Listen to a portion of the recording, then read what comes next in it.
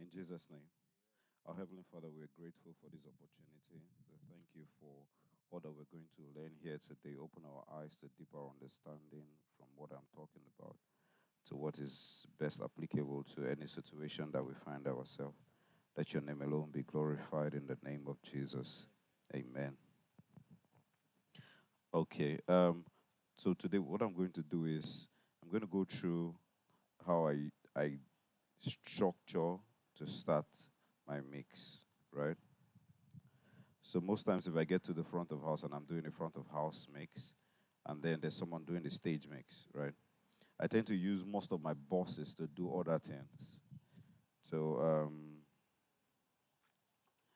so normally, you already have input from 1 all the way to 32 inputs, right? We have boss 1 all the way to 16. We have matrix 1 to 6. Then we have auxiliary 1, 2, 3, which is in stereo. Um, 1, 2, 3, 4 of it. Okay? So what I do is I first of all take um, total input. So what is the total input that I have? If the total input exceeds the board, that means the board is not appropriate for what I want to do. Do you understand? Let's say take for instance that you have keyboard 1, keyboard 2, keyboard 3, horns, djembe, all of that, and then this board cannot carry it, then the board is not appropriate for what you want to do, right? But if the board is appropriate for what you want to do, then you have to now group similar instrument, similar instrument, so that you have a volume that controls all the similar instrument. Remember, yesterday we were talking about gain structure, right? So for every input, we have to get the mic input to line level input for the digital board to be able to convert to ones and zeros that the board will understand, right? So the moment you're able to get a line level input inside, you have to now depend on these meters. They are not just there. They are not just there showing you LED reflections, right? They are there to show you the amount of signal coming into the board so that you can check if the structure of your gain will suit what you want to play from the board, right? Um, General practice for me is I love to stay at the 0 point. Remember, we talked about coupling diameter to diameter for easy flow. If we check on the board, okay, I just pulled this one down. If you check, normally I just have them all on zero. On zero is what you would just have is just maybe a slight moves like that. But before I do that, I make sure that whatever it's coming into the board, it's above minus 12 dB, minus 12 dBu. So I know that the input signal on the board is comfortable, right? So what I do is I now patch similar instrument to a DCA. Remember, we talked about the DCA being a general control volume for group of instrument. But this year, if I pull it down, is also equivalent to me coming to pull down that instrument down. Remember that the more I go close to the unity gain, the sample rate of that particular instrument is getting close to the 48K of the sample rate of the board. I pull it down, the space that is allotted for this as per the sample rate reduces because the board will accept the 12 dBu and sample it as at this sample rate to be able to give it the complete utilization of this board. Do you understand? So if I have everything and then the structure is right, right? Remember that this is the final output port or the final output designation of everything that is here. If this is at this, even if I have, getting my audio. I just went out, Abby. Okay, sorry. So if I move this guy to somewhere here, because this thing is not linear. If you check, it's not like 1, 2, 3, 4, 5, 6, 7, 8. It's not linear. It goes from 0 to 7 like that. So a lot of times we don't even pay attention to it. So if you're mixing and then something happens and you pull it down and then you're bringing it back, and then by the time you bring it back, it's somewhere here. The signal that is leaving this board is not the same thing as it was at the time you brought it down and returned it back. Remember, if you move to 0, we receive the same sample rate that is leaving the board. The moment I'm playing this guy at this point and I pull it down and bring it back up, and I didn't get to the same pot, if I was listening to this recording after now, you realize that the recording that was done here and the recording that was done few steps away from that 0 sounds different. See, this is from 70 all the way to 0. But from 0 upward, see the calibration, right? Any slight movement once you cross 0 like this, the amplitude you get out of it is way louder than everything that is below the 0 point, right? That one, I'm very sure that everybody understands that. So once you're done with the gain structure, you're done with having your main at unity gain, right? It sounded like it just became louder, but if you check, some of the element became more defined because of the sampling of the signal that is in the board, right? So if by the time you're done grouping all of the instruments, knowing quite all right that this DCA is equivalent to pulling down volume and bringing up volume. If I want to maintain the sample rate of the drums so that it stays at the sample rate that I want it to stay, so it is crisp, clear any other time, regardless of when I pull down, regardless of whatever volume is here in my recording, it will be the same thing. What I do is I now create a boss, right?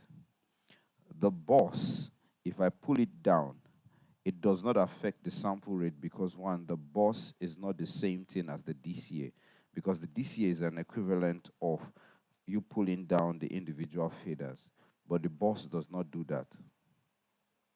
So what I do is I route everybody to the boss.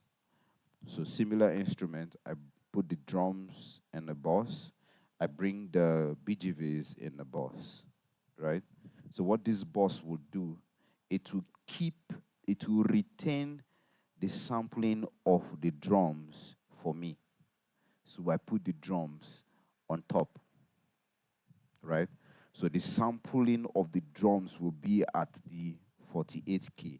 I come to my DCA and make sure that the drums is always at the 0. At the 0.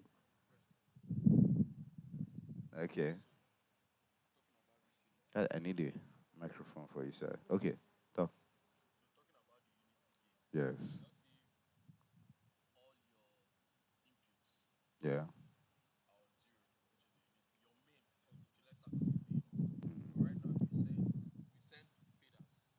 Okay.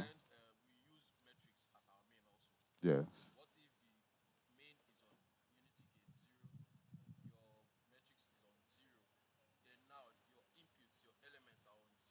Mm.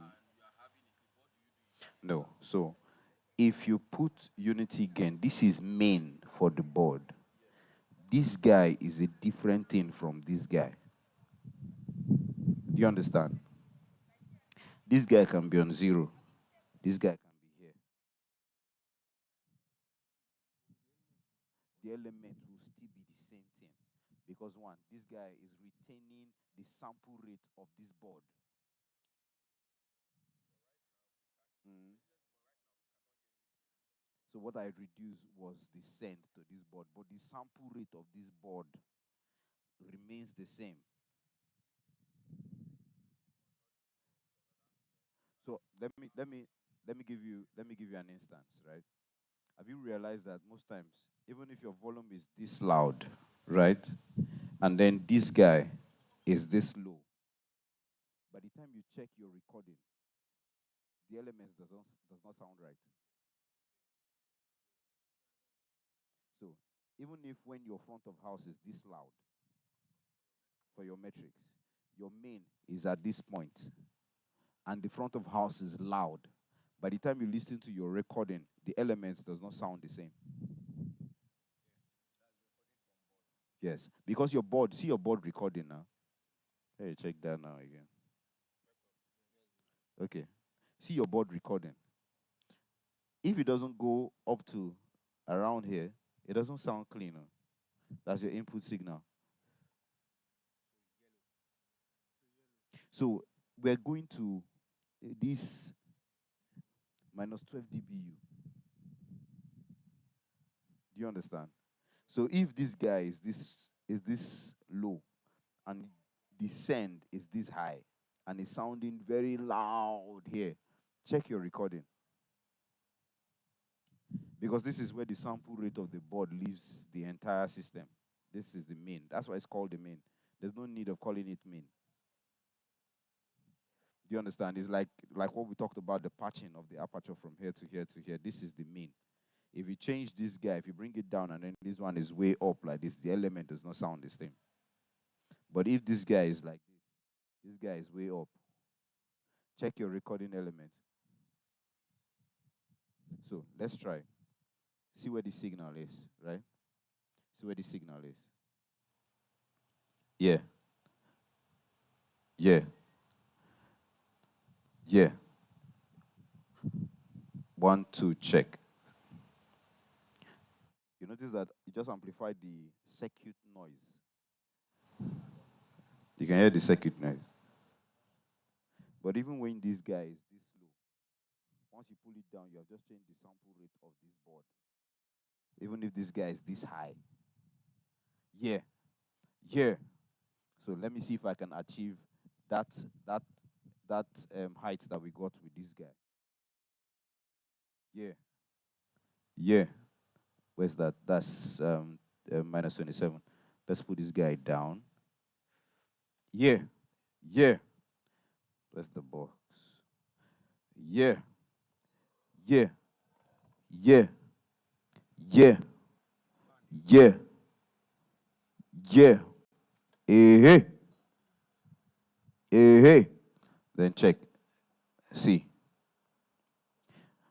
because I have changed the gain structure of this guy to meet my minus 28K. Do you understand? So even if this guy is way up, this guy is like this down. Even when you check, by the time you're done sending this to another device and then out, if you check it, the element are right.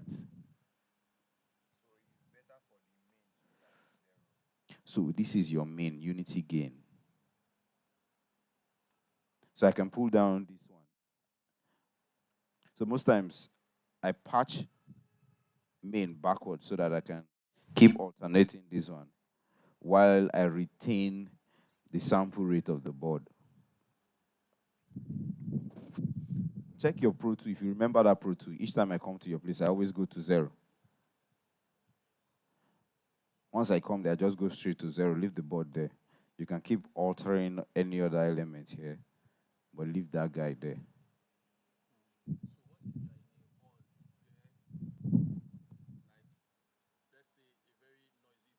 Yeah.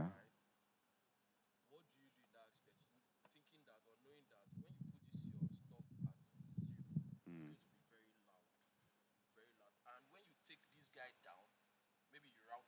Mm.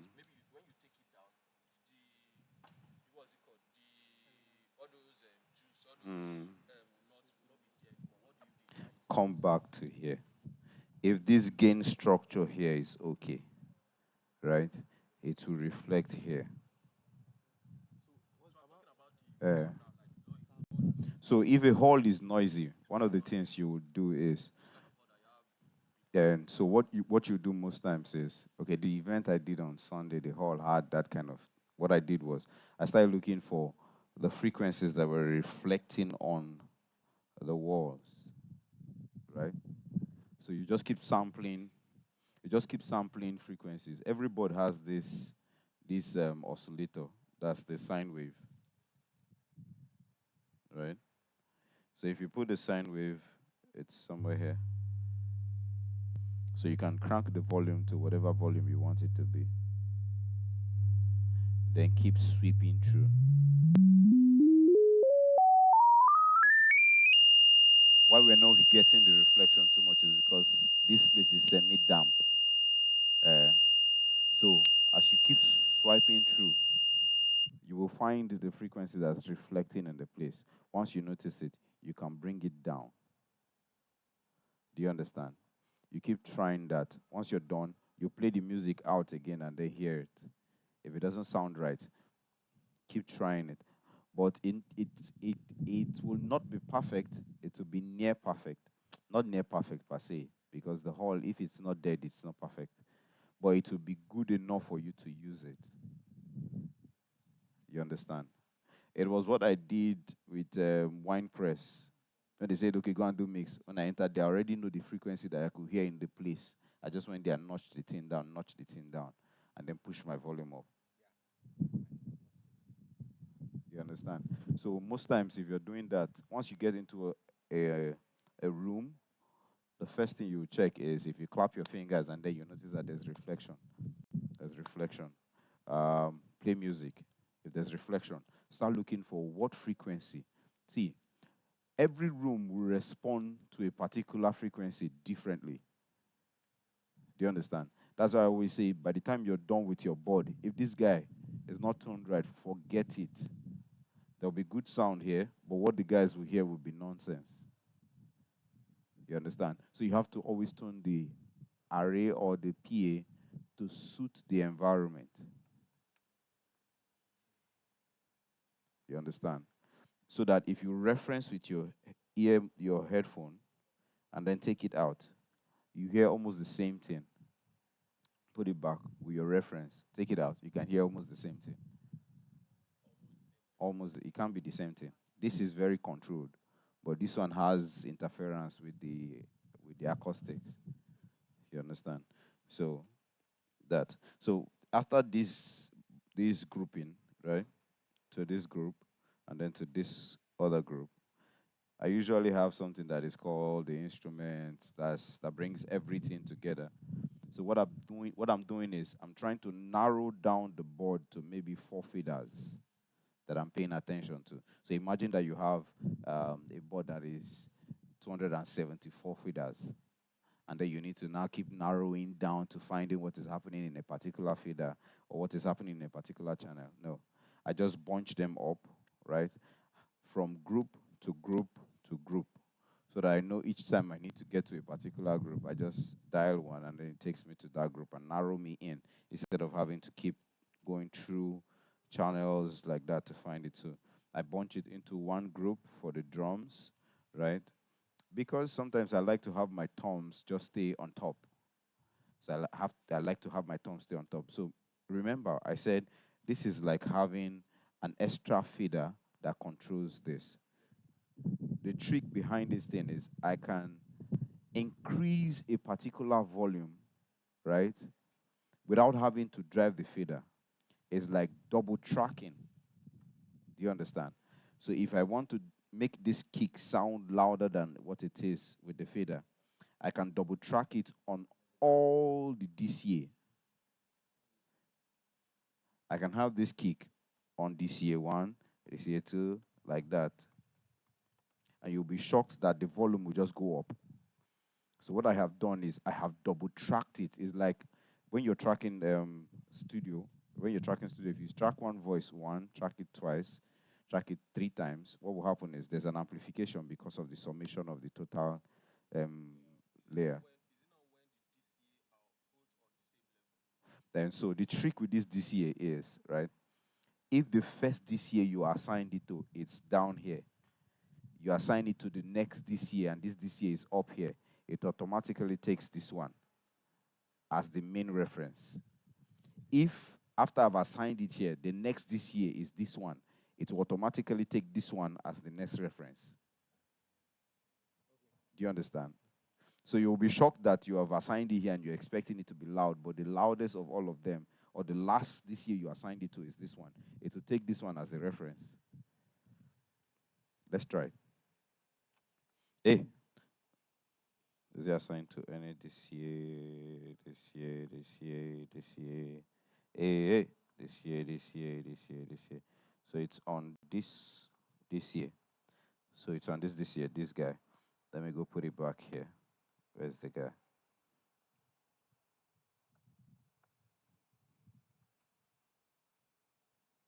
Hey, where is it? It's not there.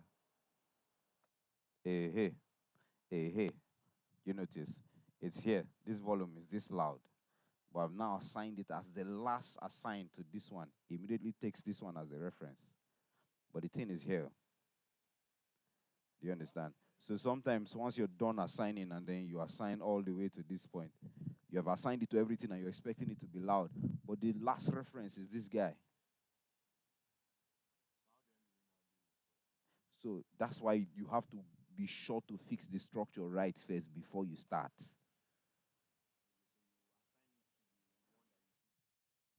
So see, this guy, pull it up, it will still take this guy as the last reference. Uh, mm,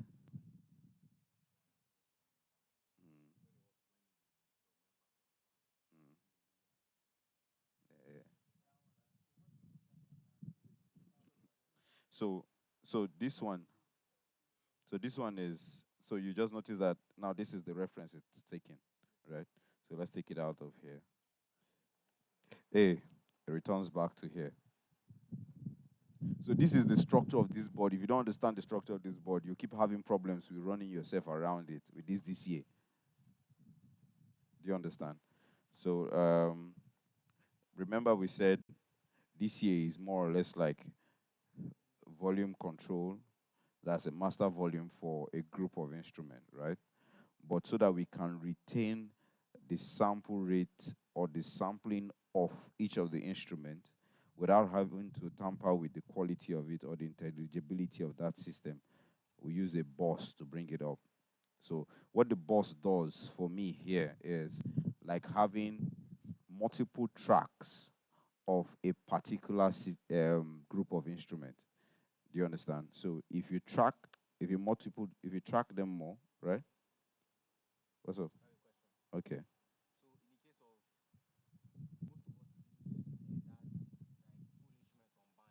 Okay. And so what I do with the band is because the band is the last reference that I have. Do you understand? The band is usually the last reference. I'm done with DCA1, DCA2, DCA3, and all of that. Then I use the band as the last reference. Most times I always keep my band at 0. So if pastor needs it to go down, I just pull down the band. Everything goes down because this is the last reference. Eh? No, no, no, no, no, no, no. This is more like it's like having to give you a control over a group of feeders, volume control over a group of feeders. Do you understand? Yes. Mm. No, this year is only tied to this guy, to main. Whatever you do on this year is here. Huh? So, yeah. Okay. Mm. Yeah. Mm.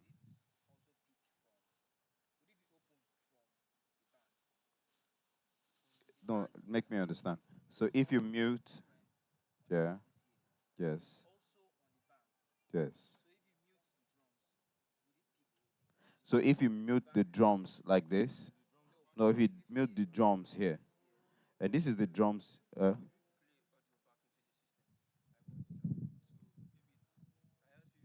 Okay, I think it makes sense.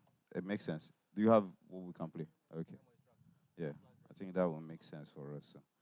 Do you understand? So this, so you were asking if we mute this one, if it will work.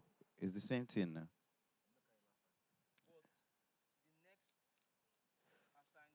Mm. So, so this band is the reference for volume. Do you understand? Since this guy is like a feeder, so this guy is like a sub.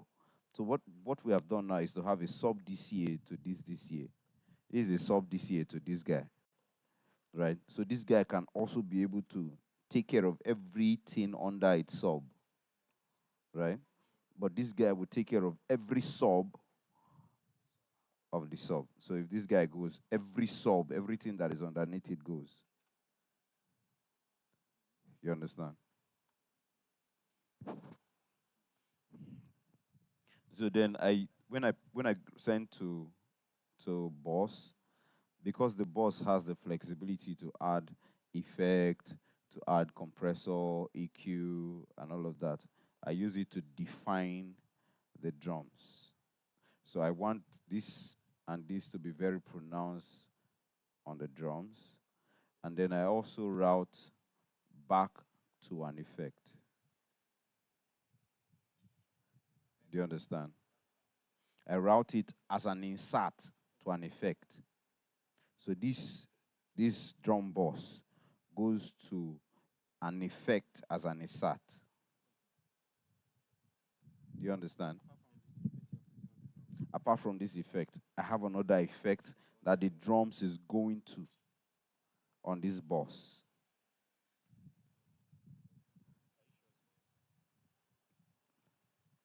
How do you look, sir? Okay.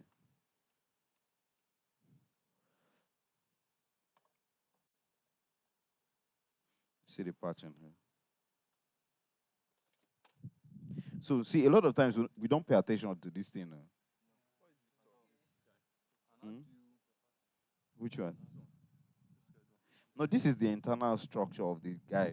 So it shows you where if it's on pre, if it's on post, where's the EQ and all of that. This shows you all of it. Where it's assigned to, is it going to subgroup? Instead of having to go and start checking, okay, check this one. Once you open this just shows you everything. Yeah.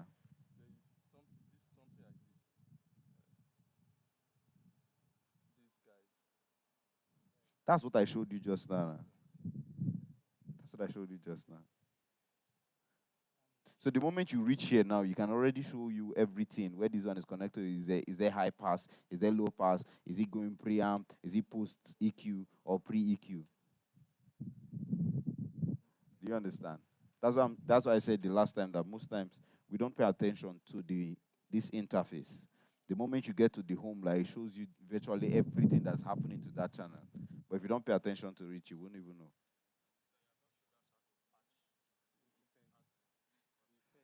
Okay.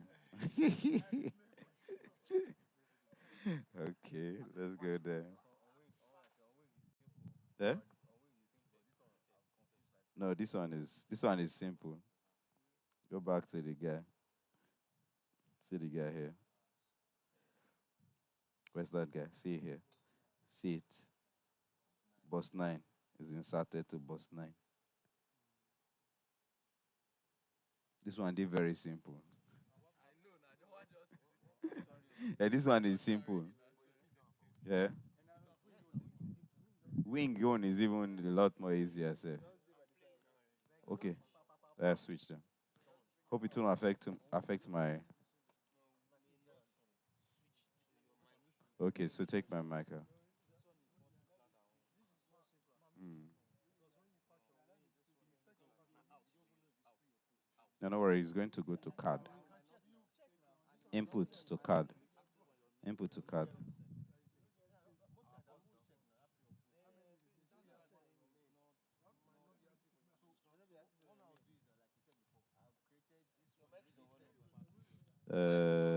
26. Or if we need to move it to. Okay, just 1 to 24. That's what you're using. 1 to 24. Okay, that's fine. Can you play?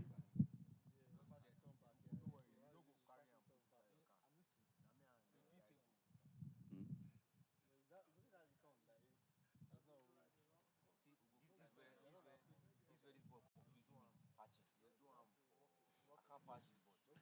His board is a lot easier to patch.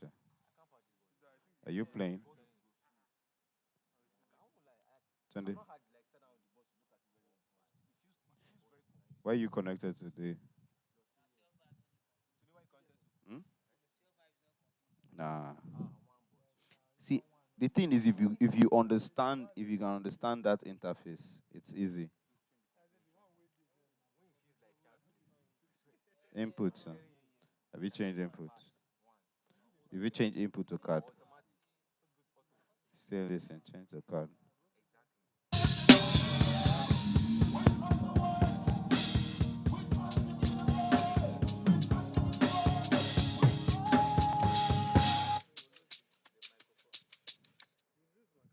Hey, no, the microphone is still there from 30 something. Okay. Uh, okay. So what we have done, we've just routed the multi-track to the board. So we'll get back to that after we're done with this. So where was I? So we're done with this one now. Do we understand this one? So I also did the same thing for my BGVs to make it wider. So so a lot of times if you listen, you can't. It will be difficult for you to find if someone is singing off because I I it's like double plating them, right? And then after double plating, I just start looking for what frequency makes this bunch together sounds good, what frequency doesn't make it sound good, and then I notch it off. And then also go back to putting um no, I think this is the BGV mix. So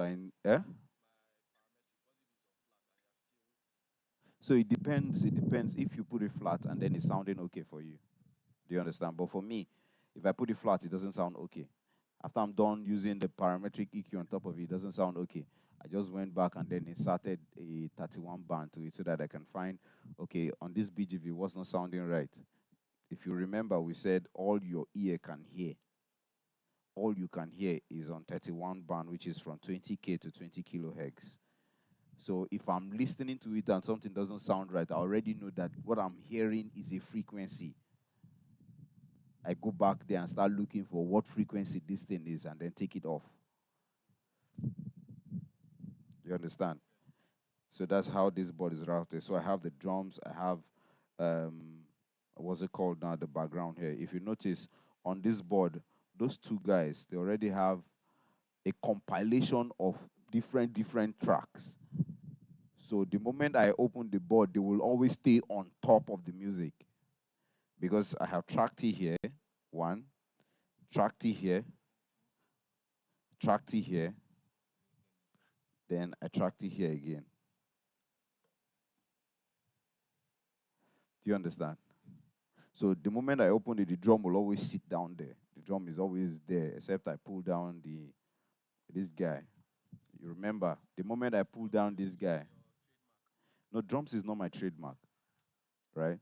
So if you listen to African kind of, okay, not African kind of music, gospel music, the entire music is on top of the drums.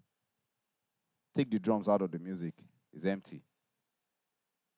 Even if you start mixing now, then the kick or the drum doesn't sound right, the music feels like it's not okay. Even if the BGVs are sounding beautiful, the moment the drum enters and then one tom is louder, the other one is low, the kick is sounding funny or the snare drum is sounding funny, it feels like the drum is not okay. Do you understand? Because of the peculiarity of our music, let's say if I'm doing Fuji music, if it's full akpala where the drum isn't significant, it's just there to maybe keep time in, hi-hat, all this kind of thing. I'm not going to pay attention to the drums like this. Do you understand? I'll pay attention to the percussion. You understand? What I'm doing here is because of the peculiarity of the music that we're playing here. That's why I'm doing all of this, right? So, but with with a board that has the flexibility for me to have multiple channels, right? Um, Before this board, the CF5, what I did with the CF5 was I graded the board into three different space. So there is the one for the front of house. There's another fader. So I'm using 1 through to 16. Let's say the board is 72 channel. I'm using 1 through to 32 for the front of house. From 33 downwards to the stage. Then from around 70 something downwards is for all those other instruments that I feel like I need to give them definition.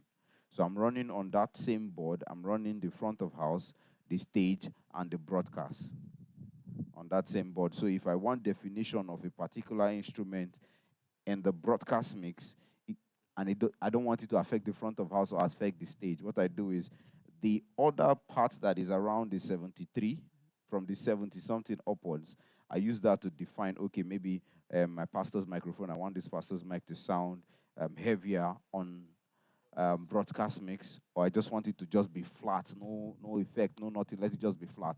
I route that particular mic to three different locations, 1, 2, 3. So if you get on that board, you get confused because once you get to the board, why is there 1 to 32, and then there's something there, 32 to 33, all the way to this. There's another set, and then 30.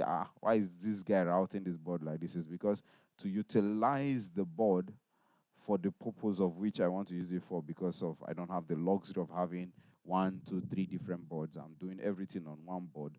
I did it like that, right? Also on this board, before we bought the broadcast board, it was the reason I had all these other auxiliary, all these other buses. There's this lapel mic, is Pastor B's microphone that is routed to this bus. This bus goes to online only, right? And I'm running the front of house, but this bus goes to online. So on this bus, I have his own microphone there. And I can tweak this instead of tweaking the mix on this microphone. And I'm coming now to tweak the mix on the bus, because the bus is now acting on the metrics like channel. Do you understand? So this bus is now acting on the metrics for me as channel, so I can come here and start mixing this bus like I'm mixing a channel. I can add a compressor on top of it if I want to. Because for the metrics will see this guy as a channel. You understand? But for this purpose, we're just basically talking about the front of house. So after we're done all of this grouping, we can now have mute groups. After the mute groups is to allow us mute band of groups, right? This guy can be insignificant the moment you're done doing this one. This guy is insignificant the moment you're done doing this. It's still the same thing. Do you understand? Every board that has channel, DCA, boss, metrics, main, mute group, what's it called? DCA mute. You can apply it to it. The principles are basically the same thing. The only deviation might be either a board might allow the luxury for you to do something else to the DCA, or the board might make the DCA, for the case of the wing, they can make the DCA have you do it left or right. You understand? But apart from that, what the DCA does as DCA is the same thing DCA is with the Yamaha board, with the Behringer board, Allen and Heath, the same DCA, except they've added something else to it. You understand? So, any question? Any question? Yes. Okay.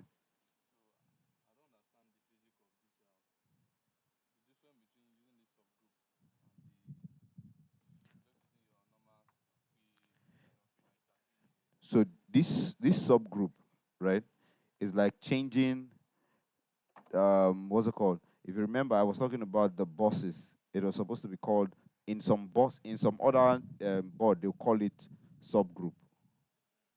So this subgroup will allow for you to assign it and then be able to use EQ on top of it. What's it called? Effect on top of it. So you can group instrument to a group. See, DCA will not allow for you to do anything on top of it, right? Instead of having to now go and start doing this one that I did with this, you can actually group instrument into a group that you can add EQ an LOV to it. It's like when you're working with any of the doors, let's say Logic, right? You can group instrument to a particular group and then assign maybe a wave plugin on top of that group or assign any mix on top of the group. Is what this guy is about. Do you understand? So post pre, you already know what post pre EQ is.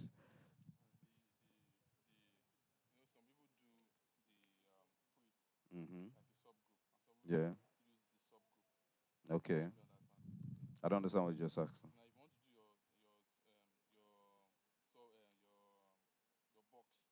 Okay.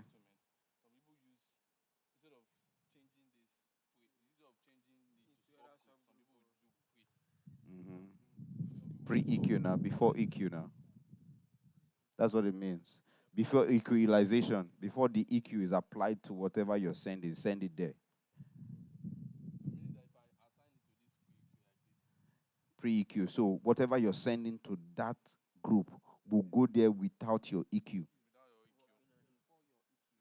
you understand? Pre, before EQ. Post is after EQ. Simple.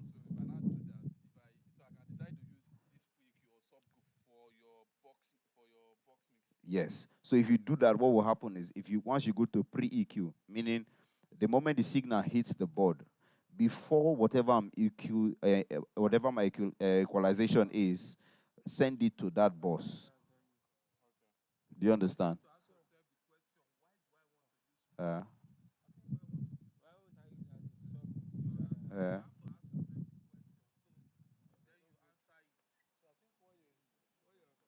uh,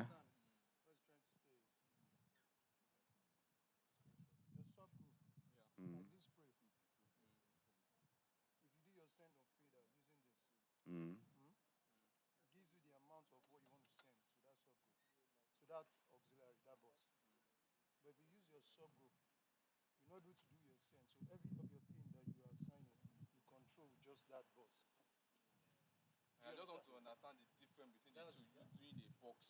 mm. Okay. Yeah.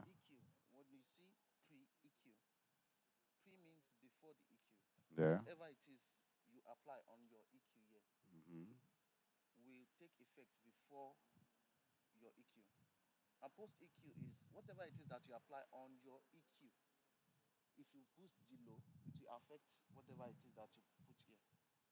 Mhm. Post fader or pre fader. Mhm. The volume stays the same thing. If it's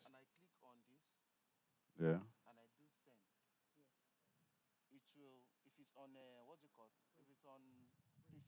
Mhm. Yeah. Will affect this one. Mm.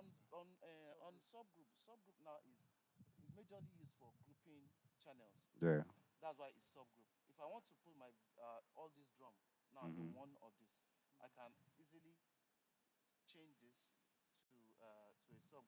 Okay.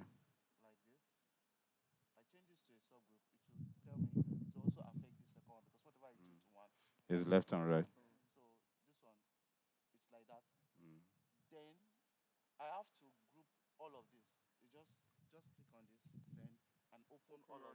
Mm. So the it works with your volume level here. So it's like bringing them to a group that you can apply EQ or compressor on top of it. So instead of uh, yeah, from main, yes. So it's the reason for why the moment you go to subgroup, it takes two channel and then make it left and right. So that whatever you apply here goes to this point. If you pan anyone, it will reflect here as left and right. Uh, yes. Mm.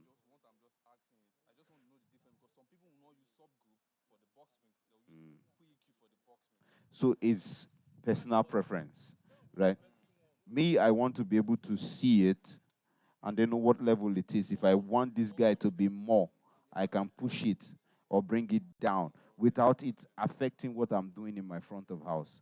But the moment you do the subgroup, what happens is it is dependent on what you are doing in the front of house on the subgroup. That's what you get on the subgroup.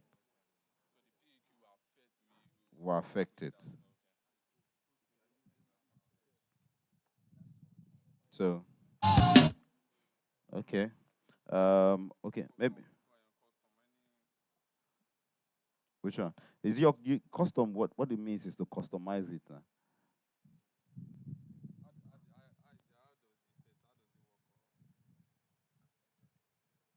I've not tried it before, but it's not even selecting it because it's not activated on the board. It might be future.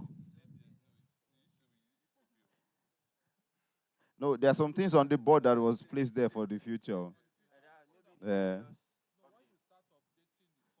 once they get to that point, you might have access to it.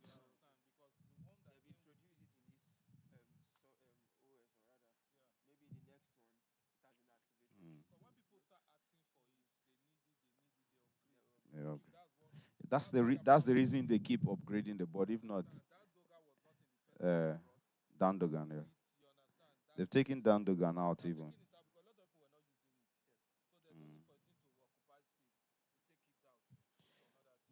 Okay. So at this point, any other questions? Because we want to try doing something on the board. Are we are we okay? Okay. Salvation be exalted. The Lord reign. Blessed be the rock, and let the God of my salvation be exalted. I will call upon the Lord. I will call upon the Lord. I will call upon the Lord. I will call upon the Lord. He is worthy to be praised. He is worthy to. So shall I be saved from death. The Lord reigneth. Blessed be the rock, and let the God of my salvation be exalted.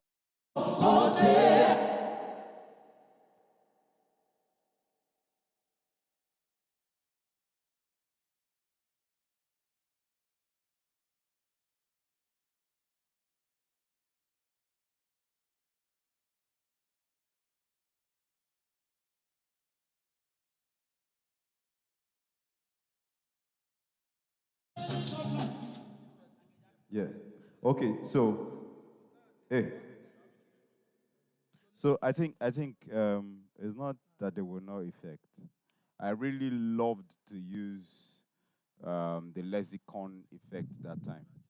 Yeah, because there was an image I've heard somewhere that was done using an effect that I wanted to replicate.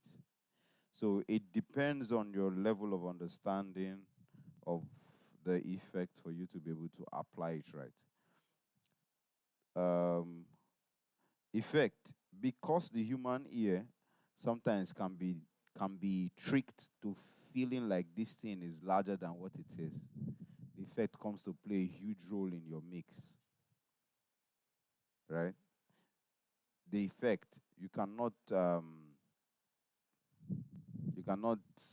rule it out of the mix. Do you understand? One beautiful thing with the effect is it can create a room that makes every element that is playing in the music feels like they are in the same space. Do you understand? So, like, if you check each time you're on the board, I say, no, no, open the first one, open the first effect. Because if it's not there, it feels like the singers are singing here, they're in a different space. The drummer or the musicians are in a different space. But the moment you pull open that effect, it feels like it brings everybody into the same space. You understand? So you can't overrule it. Sometimes, even as at that, because it overlays some harmonics on each of the tone, it makes it sound better. If you hear a singer singing and then the singer is singing, no, let me try if I can sing now. Okay. How excellent is your name, oh God.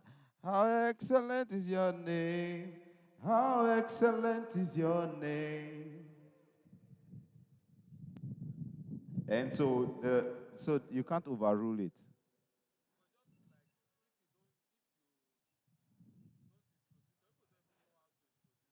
Uh, and for see, even this EQ, even this effect, I had to manipulate the EQ, not just the EQ. I also had to expand the time, the decay time for the EQ that is on top of this guy, the effect that's on top of the background. That's why once you open the background, it feels like the background is there. But if you listen to the decay time, it's not too fast. The decay time is elongated. You understand? Uh, Decay has time now. No, no, no, no, no. The decay it has time. Uh,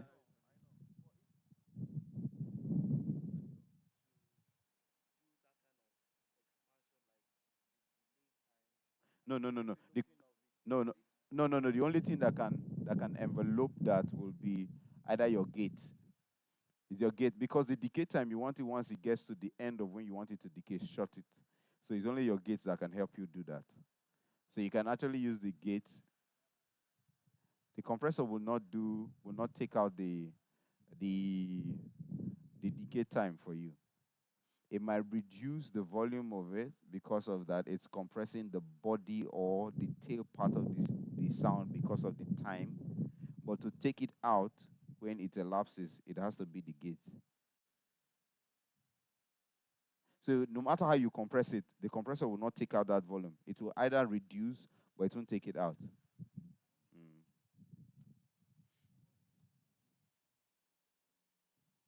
So, like I said the other day, that I have a compressor on the vintage EQ. There's a compressor on top of it.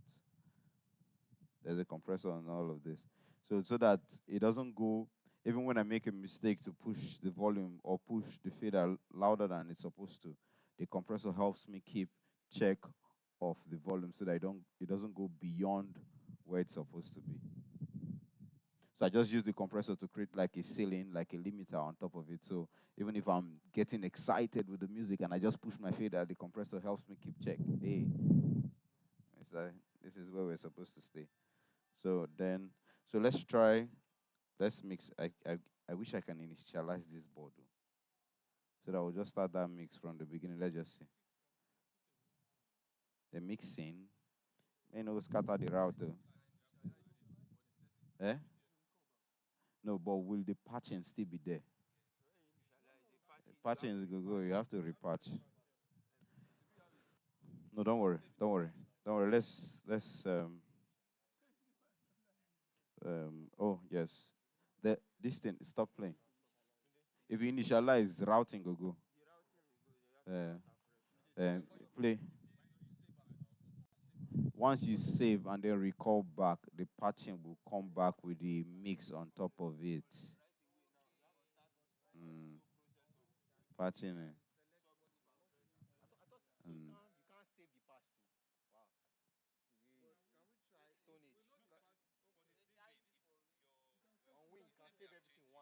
mm, mm. Okay. Thank you.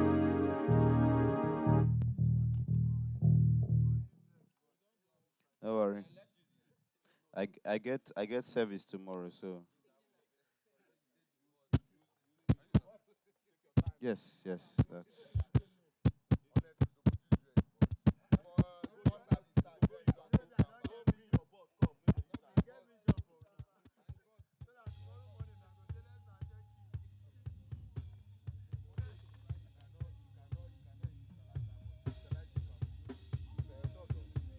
I turned it off.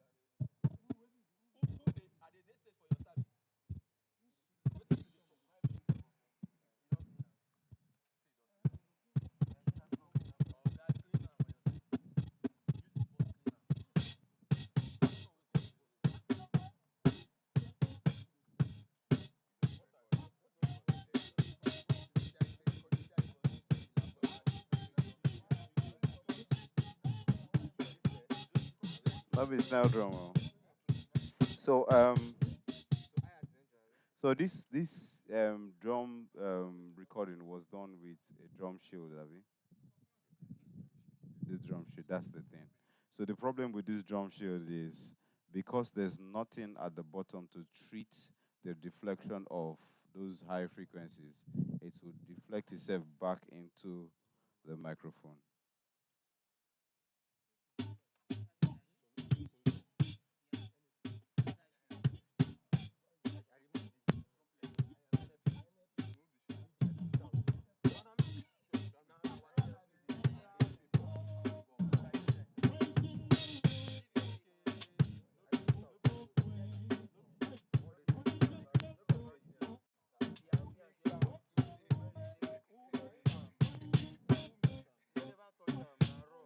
Now raw audio with that. The raw audio.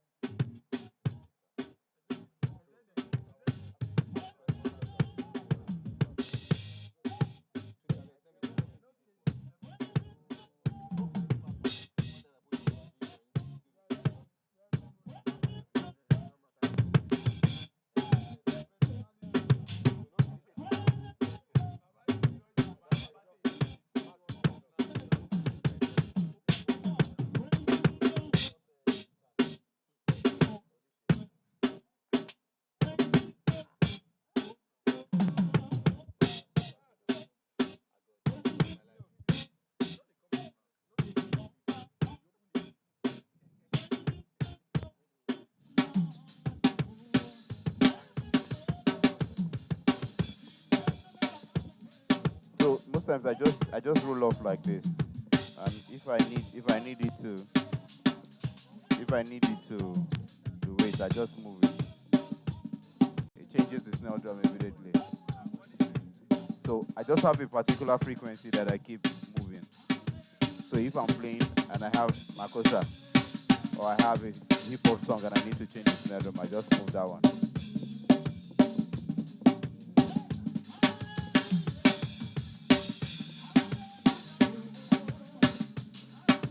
So it depends on what kind of music they're playing because the band here is very dynamic. They go from here to here, from here to here, from here to here like that. So what I do is I just have a particular frequency that the moment they are playing and I need the snare drum to sound heavy, I just swipe it. I just swipe. But I need it to be light.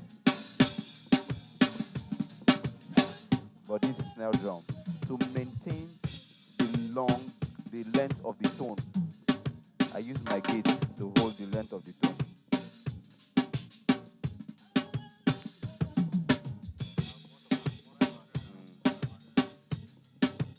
So the moment it shuts, it takes it out.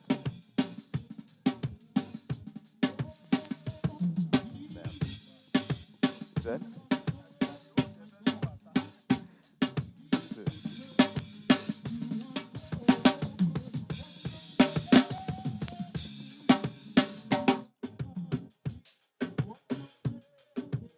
so see my hi hat. I put what's it called? I put a ceiling on top of it so that I can just keep it there, a limiter. So I put a ceiling on top of it. So no matter how the guy gets crazy on top of it, it stays there. So I can keep having the snare drum there. And so the problem with overhead is because it's overhead, right? The moment you do it like this, what will happen is it will bring back the entire element of the music. Remember that we said the compressor. The moment you compress hard, what will happen? The louder sound becomes quiet. The quiet sound becomes loud. So that it will just bring up the entire drum. So I can keep it like this so that it stays there in the mix. So if you just check, as I'm going through, I'm using compressor on virtually everything in the mix. Every element of the mix has a compressor on top of it. So let's see. Is there Tom somewhere? So that I can maintain the volume of it, the volume. Regardless of the player's intensity, I maintain the volume. So if they change from, okay.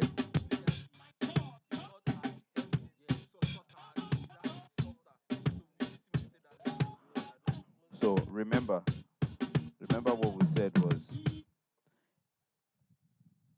the intensity of the drummer can be regulated using the compressor, right? If I want to maintain the amount of decibel that is coming to me to stay at that level, then I will go to my ratio to make sure that each time this drummer's intensity goes above a particular level of my threshold, reduce that guy's intensity back to this number.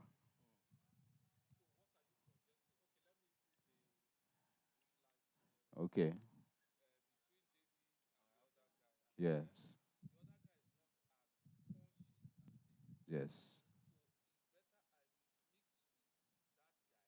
Okay. No, no. It's better you mix with the guy that is way louder. Because the moment you mix with the guy that's not that loud to bring him up to that level, and then you have just done a ratio of 3:1, right? And David gets on the board, and David's intensity is 6 decibel above the threshold. What you will get at the tail end will not be 1, it will be 2. Remember, if it is 3:1, every volume that goes above the threshold by 3 decibel, reduce it to 1. So if the volume goes above the threshold by 6 decibel, what you have done is it will be reduced to 2. So meaning David's volume will be louder with that setting of the compressor.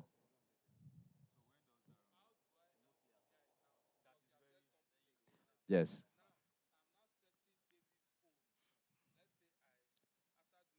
Mm. Yeah.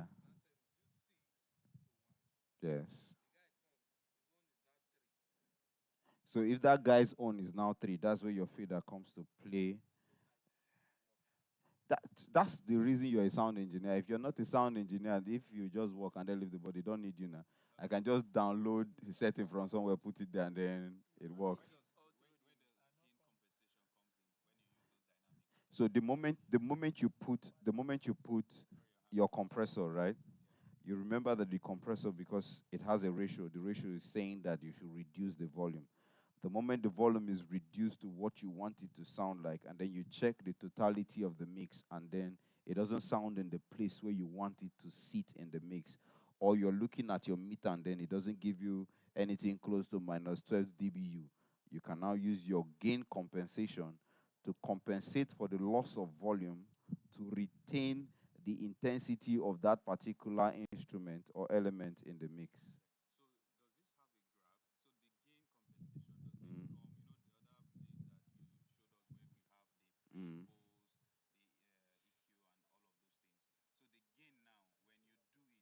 Mm.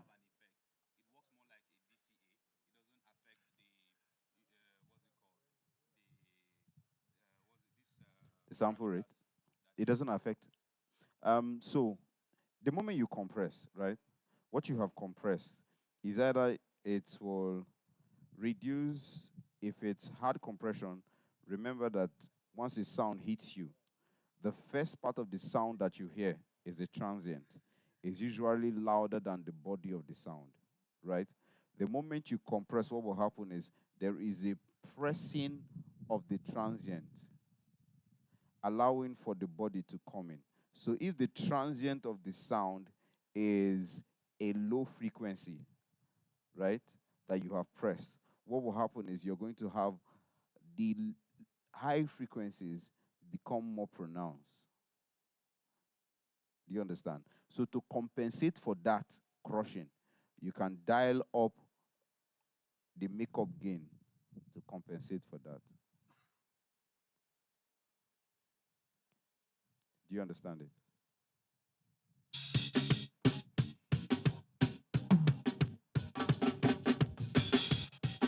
So the same thing for my toms.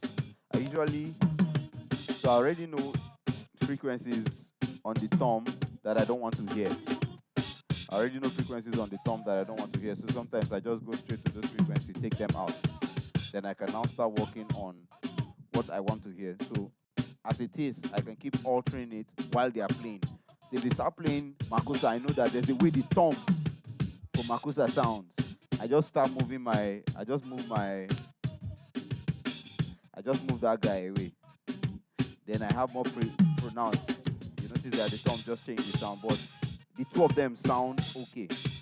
But because of the journey of music, and I want it to be represented in that music, I'll just swipe a bit. So a lot of times, if you meet me on this board, I'm very active. I'm like, they're playing something, I'm in my hand, I'm like this. Because for me, I just want to be able to represent the music the way it is. You understand? Uh,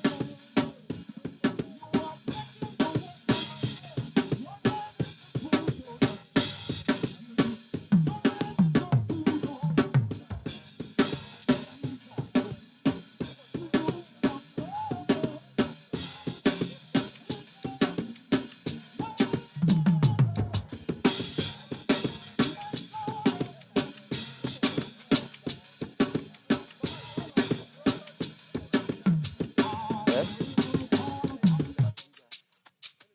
For which of the three? Okay, drum trigger. But I write on for the list. Okay, not this.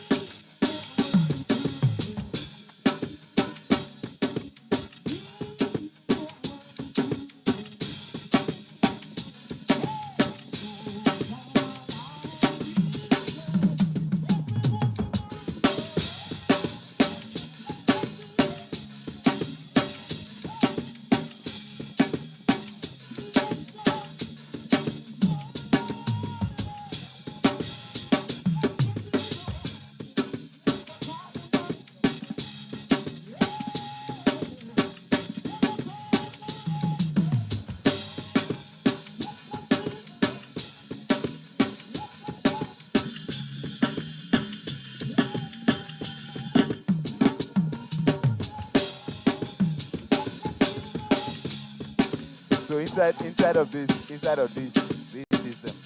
I just have too many cheats concerning the drum. Too many cheats inside of the system.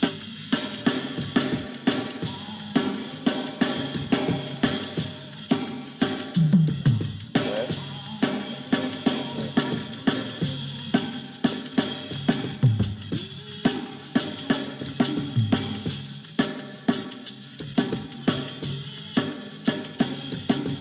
I'm not sure say this thing.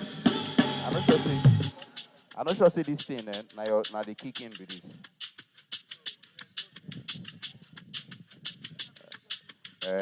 Because within I dey try pull am up, you know will come up.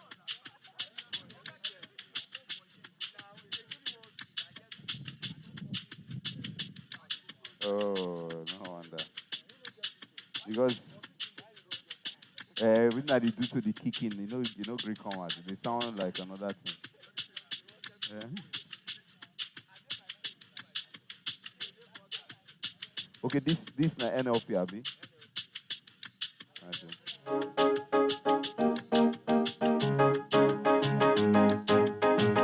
Some people know the Greek compress. Some people don't compress this, but I compress it. Compress the keyboard. I compress the keyboard. Yes.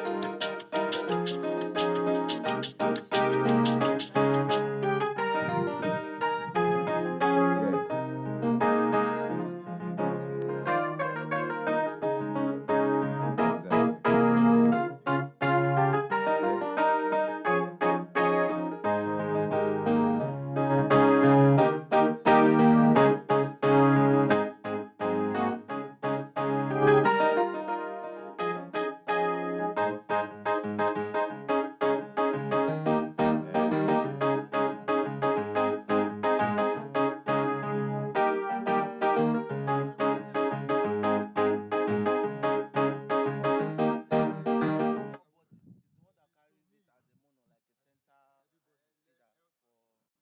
Oh, no, see that keyboard is calibrated like from high frequency all the way to low frequency. Yeah.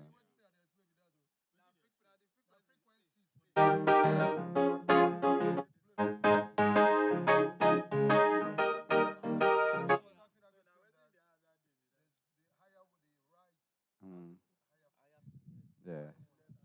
If it doesn't look like that, you can't get that effect of that you're running your hand from the keyboard from high through to the end, and then it's running in your head like this.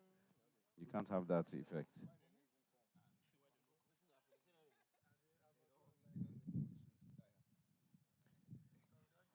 Oh, okay. Yeah. Okay. Okay. So like the compressor, like the keyboard, right? Some people will say you don't need to compress it, but for me, personal preference, I compress the keyboard because of the character of the player. The idea behind it is so that nothing jumps at me. Do you understand? As a front of house engineer, right, your volume, the XPL on the box is high. If someone is seated somewhere there and then it jumps to the person, you don't want to give the person partial deafness, right? So you have all those control measures on instrument that will naturally just spike. The keyboardist can get excited and then he turns his volume to max. See that milliseconds between when you hear it and then take action.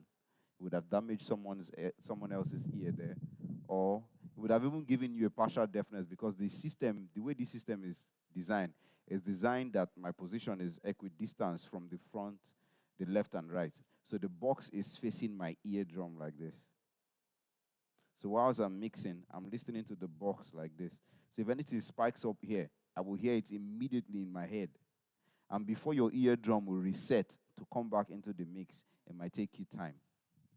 So to save yourself that unnecessary shenanigans, just put a compressor on it.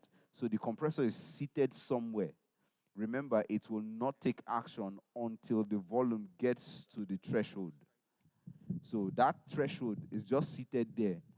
The keyboardist is playing, he's enjoying himself. We are all enjoying ourselves. But the moment the guy turns up the volume, my compressor is waiting for that spike in volume to clip it. You understand? Exactly.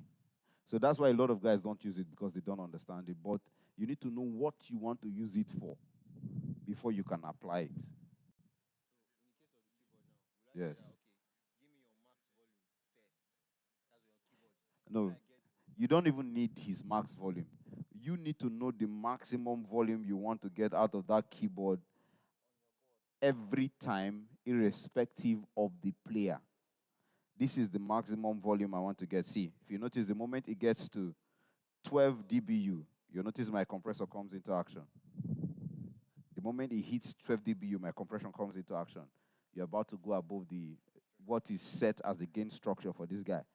The compressor is waiting for you. Once you're about to go above my gain structure, my compressor is waiting, so that you don't give me trouble with your emotions. Uh-huh. Remove my compression, and so uh, yes, they can notice it. Do you understand? This where and so um see that's why a good stage will solve the problem for you as a front of house engineer. One, each of the monitors are tailored to the taste of the instrumentalist. So if the instrumentalist wants to have the keyboard as heavy as he wants it to be, brother, give it to him on his wage or in his in-ear monitor. But once it comes to the house like this, guy, this is what I want to hear here. No. And so maybe the guy has wait now, it's easy. The problem is if you do not position the monitor right, he's going to have issues with it. Right. This is front of house. Any monitor you place facing like this, I'm going to hear it here. It will color what I'm playing here. So all your monitors has to be facing the back in the front of house. Do you understand? Every monitor will be back in the front of house. The moment you turn anyone here, once it's a point source that's facing me like this, it will color the front of house. Yes.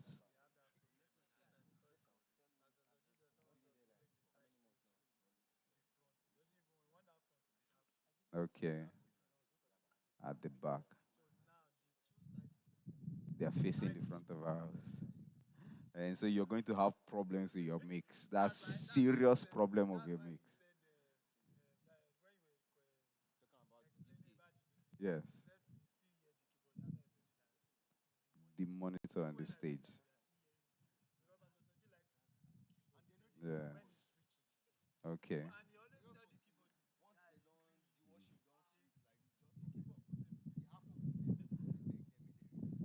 And so it's the same thing now.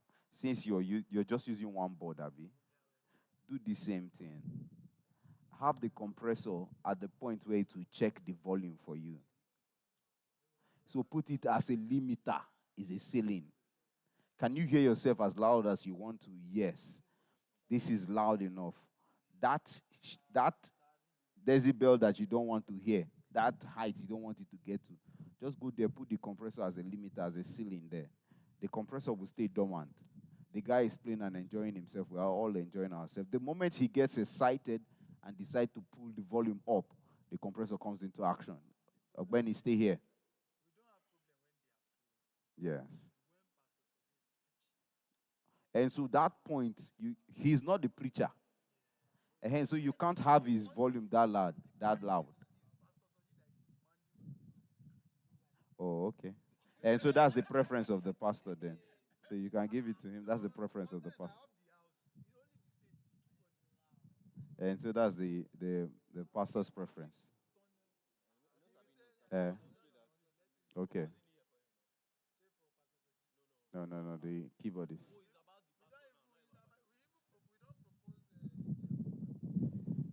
Oh, okay.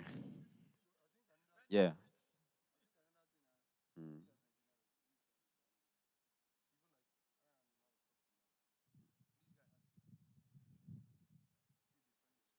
yeah. Okay.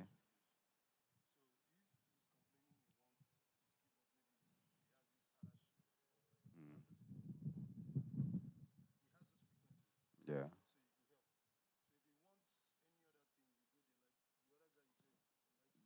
Mm.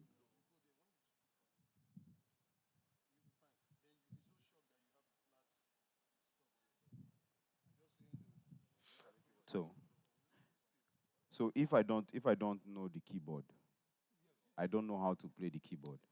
I don't know how to tell him this is high frequency, this is low frequency, right? No, I'm saying I don't know any of that, right? You are a keyboardist. I'm a sound engineer. I'm supposed to make sure that your element is in the right proportion in this mix, right? You are not clashing with anybody. If I need to roll off on your low end so that you can sit in the mix, that you're not clashing with anybody, I will do that. One, it is not about you. You are just one element in the totality of all that we're doing. If we satisfy you and displease the people that are supposed to listen to your music, what are you now doing? Do you understand? So you find a balance. Guy, do you want it to be heavy? Yes. I can roll off on this part and then go to his in-ear monitor, mix the monitor like that, or mix his monitor to have that heaviness, right? The thing is, as much as you can, you need to keep trying to avoid unnecessary rumbling of frequencies, because once a frequency stays in the hall longer than it's supposed to be, it's going to color your sound. Once any frequency inside of this hall, if you play tongue, boom, and then they're now playing every other thing, and that resonation continues, it's going to color your sound. So as much as you can, make sure that every frequency that will stay in the room has a decay time. The good thing is the gates can allow you, give that guy a decay time. I want you to be out of this room by the time you have done 20 milliseconds. Get out. Do you understand? So that it doesn't stay and start coloring. Just imagine that you have a thumb. One thumb is sounding boom, boom, boom, and every one of them, they're doing boom, boom, boom. The accumulation of every one of them will become a noise, serious noise, even if individually they sound good. But because they've stayed longer than they're supposed to in the hall, the accumulation will become noise. You understand? So that's the beautiful thing that the what's it called? The gate does for us. It helps us to truncate the length of a tone.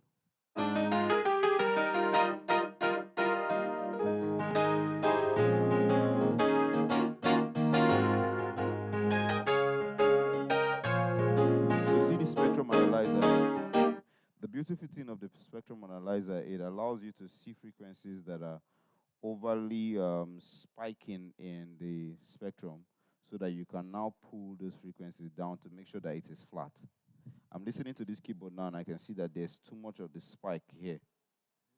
If you notice the EQ I just took out now, I had this place pushed down because I was having too much of this spike. This particular frequency is going to make this guy become too offensive to my ear. See how it sounds. It becomes warmer.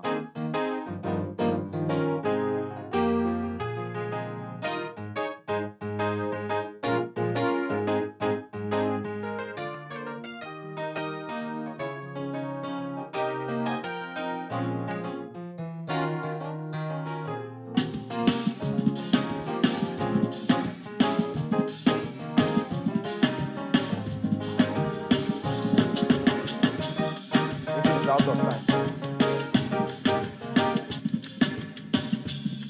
This is the very time. The timing of this guy doesn't sing. This guy doesn't sing. Yeah, timing does not coincide with this.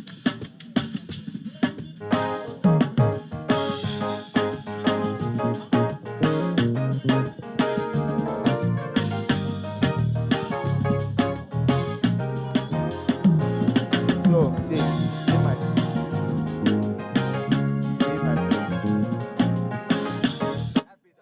so the bass, because the signal, I'm not getting it up to this point. It doesn't sound as clean and as defined as I want it to. So the signal to noise ratio is way too low. So I'm going to crank it up till maybe gets close to 12.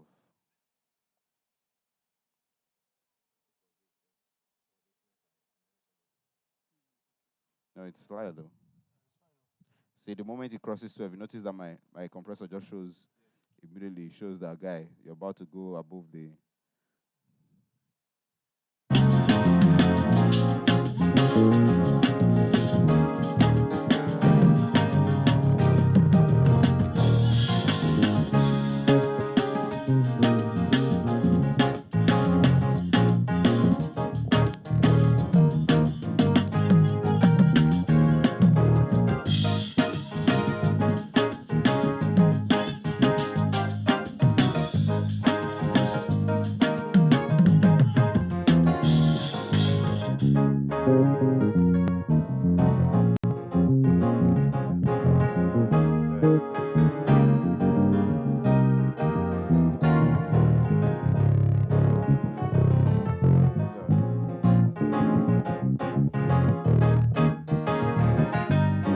I wonder why don't I have it? Why don't I have that here? As in when I'm playing here, I don't have that lead off.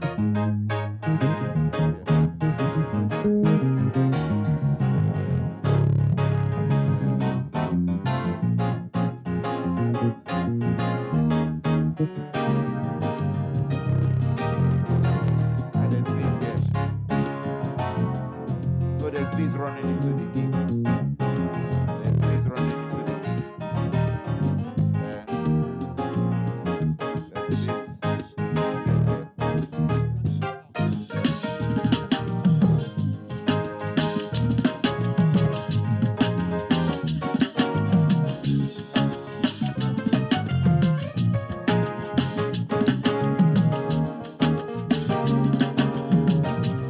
No lead. No lead singer. Oh, the lead singer. Singer. Okay, it's on this other. It's on the card.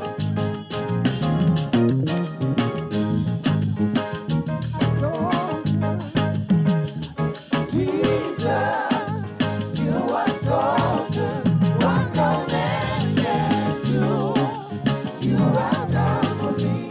What no man can do, you have done for me. What no man can do, you have done for me. What no man can do, They are you red. have done for Just me. 6. You know, as in the size of the cone. Yes, cool. Eh? Eh? Your box.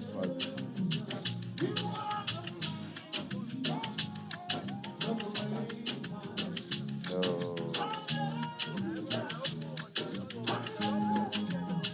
You are the mighty God, the great I am. Hallelujah, hallelujah. You are the mighty God, the great I am. Hallelujah.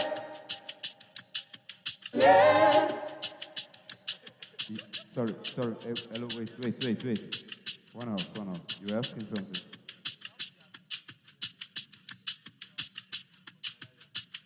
The spectrum analyzer, how do I activate it? On this board is default. It's there. You have to, no, for Wing you have to activate it. But this one is different from spectrum analyzer. So this one it comes in as default. Right. So the good thing is it shows you the frequencies that are over predominant. So you can take it down if you want to, whatever you want to do to the predominant frequency. Right.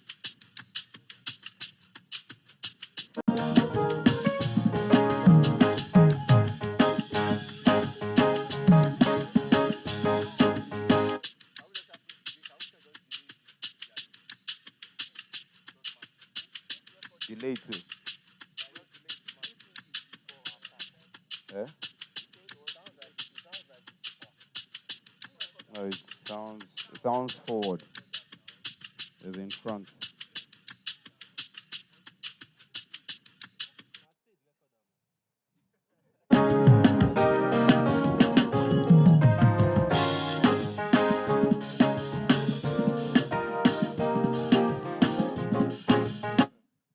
A quick bass mix. Okay. So because that bass it has the tendency to run through most times your entire spectrum for your frequency. So at the tail end you can hear the high end.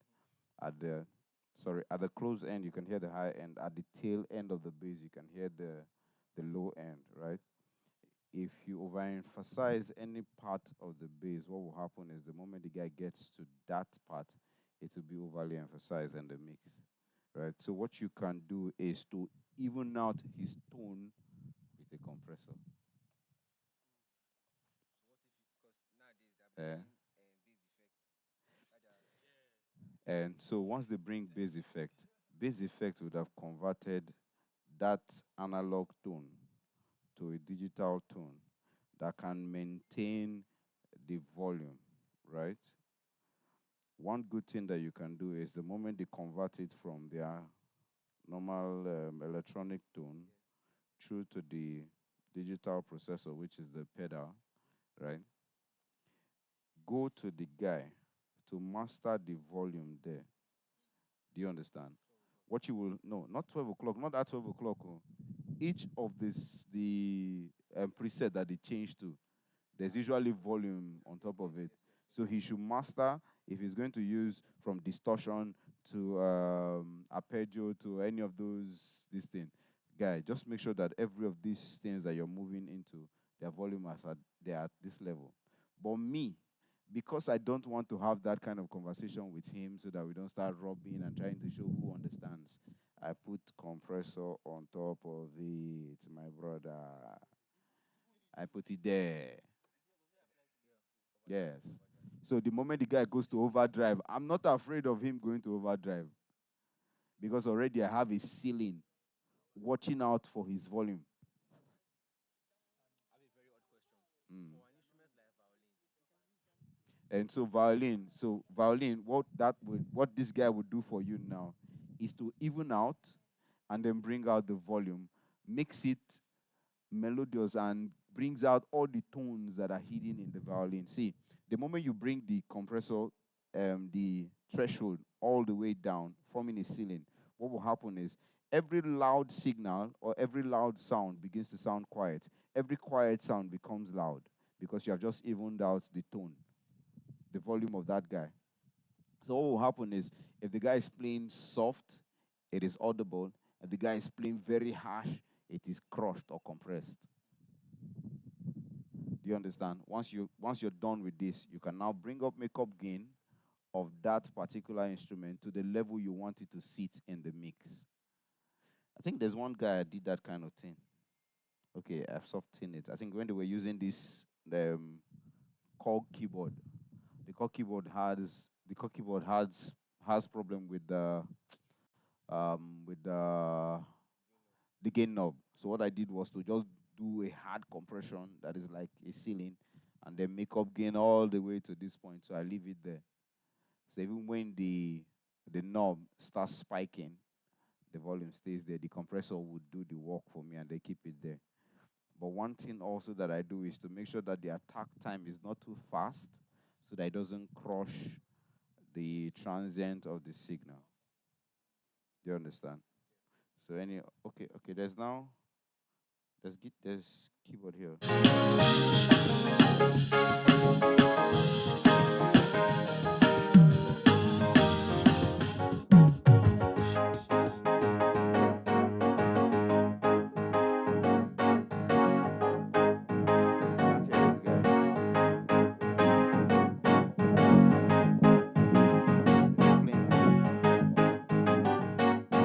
Can't hear this guy. He's playing I think it seems like he duplicated the bass.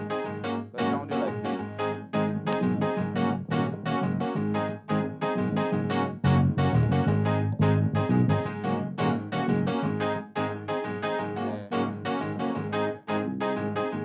Yeah.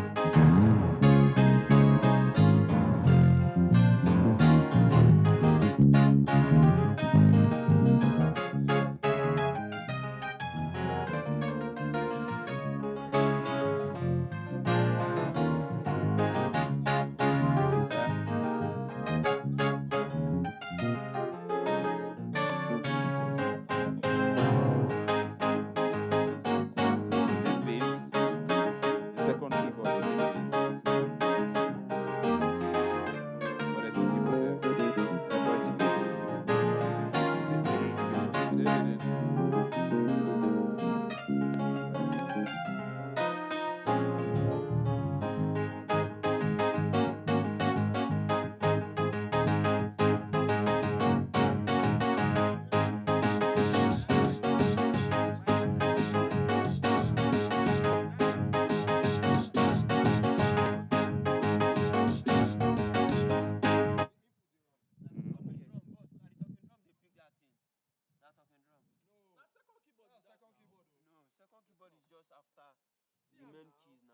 See, this is the second key. This is the two keyboard.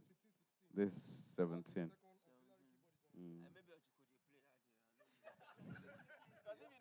Okay, no worry. So like what was I saying? You were saying something about if this guy starts playing his slap that you won't hear. Okay, let me tell you. Let me tell you. If you have the luxury of having separate channel that you can do this guy. If you remember with the Yamaha board, what I did was I had two channels for the bass. One was tuned for the array. The other one was sent to the sub. So I low pass for the sub, the one going to the sub. I have pass for the one going to the array. So I have an X over point that I cross the one going to the array and then the one going to the sub. So that and then I move the two of them to a DCA. So the moment I pull it up, because on my array I have shelved off that particular frequencies, the bass will not be prominent on the box. It will be prominent in the subs.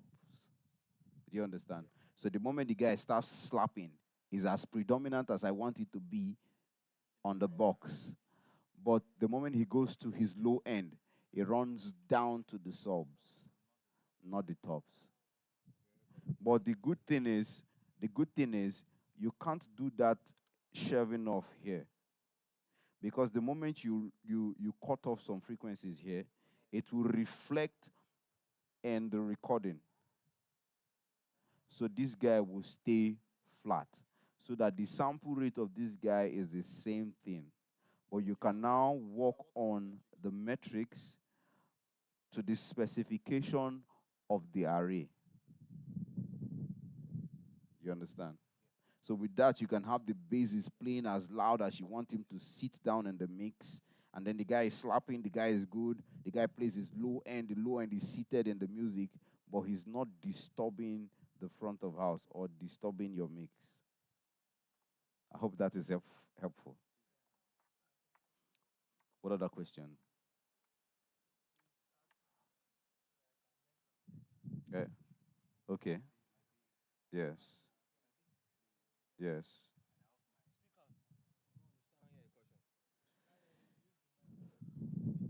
Yes. Yeah. Yes. Yes. Yes. Mm. Yeah. Mm. And so it's either of three things. One, if there's a talking drum microphone anywhere, there's a tendency that it might peak or there might be a bleed from a monitor into the talking drum mic. If the kick microphone is somewhere anywhere close, there's a tendency that there might be bleed from the sub into the kick microphone.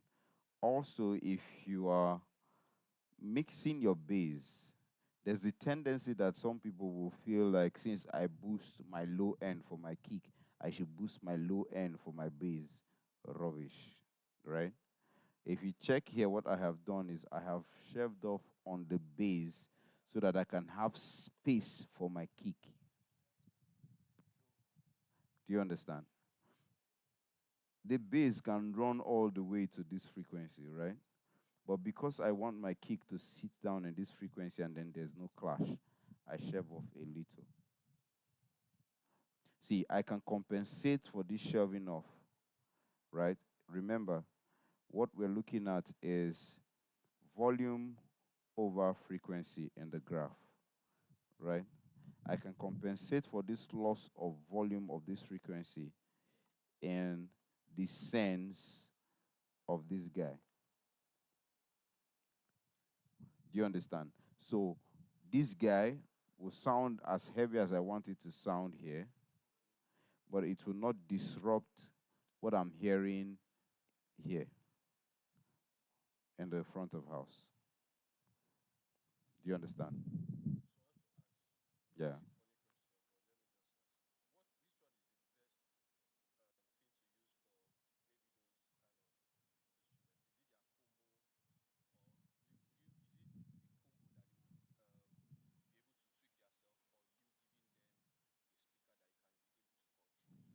Okay, let me tell you. Let me tell you. Um, for stage, right? For it to be comfortable for you, reduce your worries to what you can control per time. Do you understand? So if you don't have a big stage that can accommodate wage or accommodate combos, guy, reduce it to in-ear monitors. Do you understand? If you have a big stage that can accommodate combo like this one, that you if the guy is playing at the peak of his volume, is not clashing with whatever you're hearing in the front of house, you can allow him enjoy himself, so that while you are on the stage doing whatever you're doing, you are not paying attention to his own details. So the details has been handed over to him to manage. So if he wants it bright, wants it heavy, he's tweaking it by himself, so that he can save you the stress. Do you understand? But once you have a space that is this small, a small space, you can't have, um, imagine, that combo there can play maybe 4,000 watts, right? Will my PA be able to play 4,000 watts? Will this PA be able to play 4,000 watts? If he can't, then that is a misfit, because the basses will always be louder than the entire music. And you know what will happen? You'll keep trying to raise up your volume to match up. Thank you. You keep trying to raise up your volume to match up with the loudness of the combo. Because as a sound engineer, what will happen is the moment you have any sound or any element that is louder than the entire mix, and you don't have control over it, what will happen is you now start trying to match up the other elements with the volume. While you're doing that, it's going to become rowdy and distorted. So to save you the stress, see, your enemy as a front of house is that stage. Do you understand? So you see that stage. Wait, let me tell you something. You see that stage. The moment you have a wage there that can play louder than your front of house, you have a problem. You have a problem. So if the wage is now playing your sub, let's say the wage is playing your bass, and the bass guy is enjoying himself. Oh man, I'm feeling myself. And then in your box, you're hearing the kick is not as loud as you want to. Ah man, the bass is predominant. You pull down the volume, the bass is still there. Default mode will be, let me raise up all the other volume. And if this box is not able to match a 4,000 watts low end there, you will overdrive the box. Do you understand? So to save you that stress, give the guy a combo that is below the wattage of what your front of house is playing, or give him in-ear monitors. Do you understand? Or if you are good with mixing the wages for them, you can put a wage there and then mix it for them. Do you understand? So you need to know what is best fit for the location, right? Okay. Any other question? Anything on broadcast? Okay. Can we get the lead? Can we route these BGVs to this side? Press that. So this card, let's take this guy. No. Abi, this is 1, 2, 3. No, take this guy to this guy. And so that my lead mic is now here. Hey, hey, hey. Don't worry, my lead mic is here now.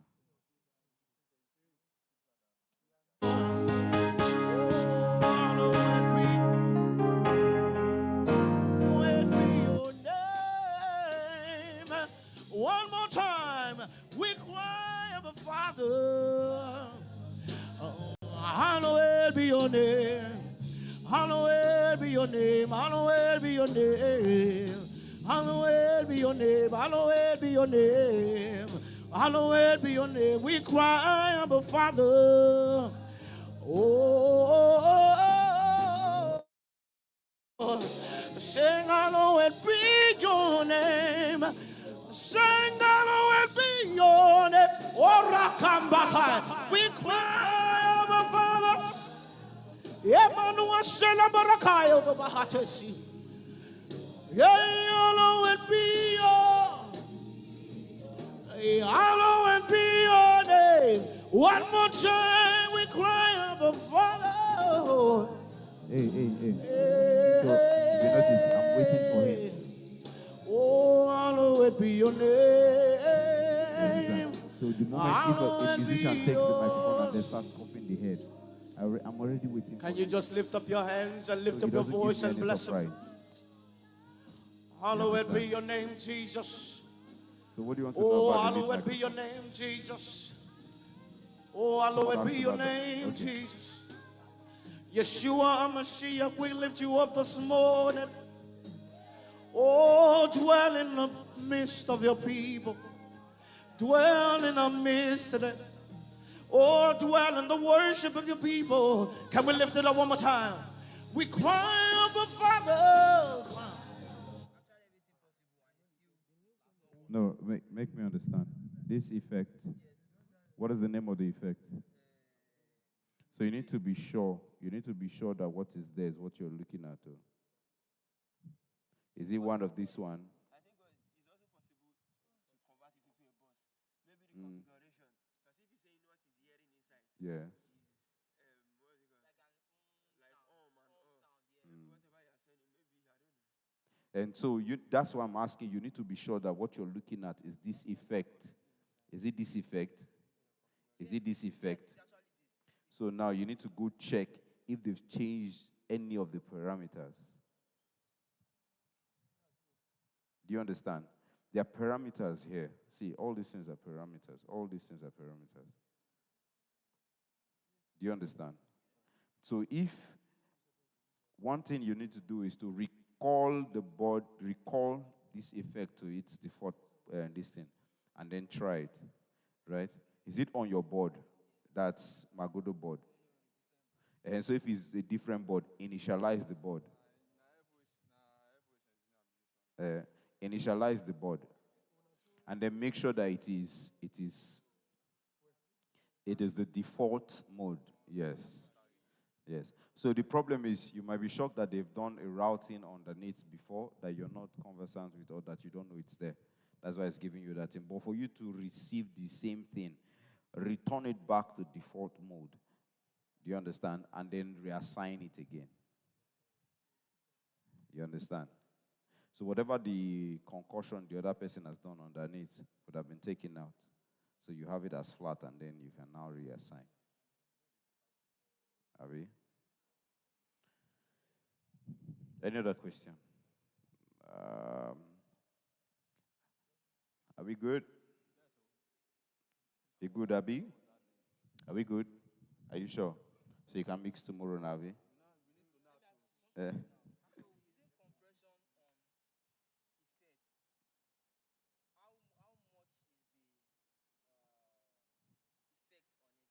So you need to understand, what do I want to use the compressor for? So I'm using the compressor to control my excitement. Do you understand? I can get excited with the effect. So instead of just driving and I go above where I want it to stop, the compressor just stays there as a check for me. So even if I'm driving it, I just realize that it's no longer going, and I look here, I'll just realize that it's already showing me red. Red, guy, you have got into that point. You need to calm down. You need to calm down. Do you understand? So any other question?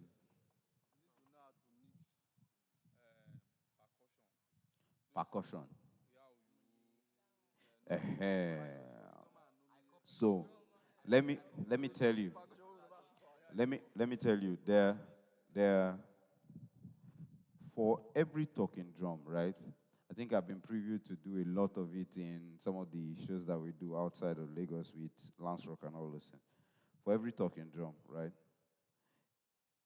A deep on 500, a boost on 800, a boost on 4K upwards will make the talking drum sit.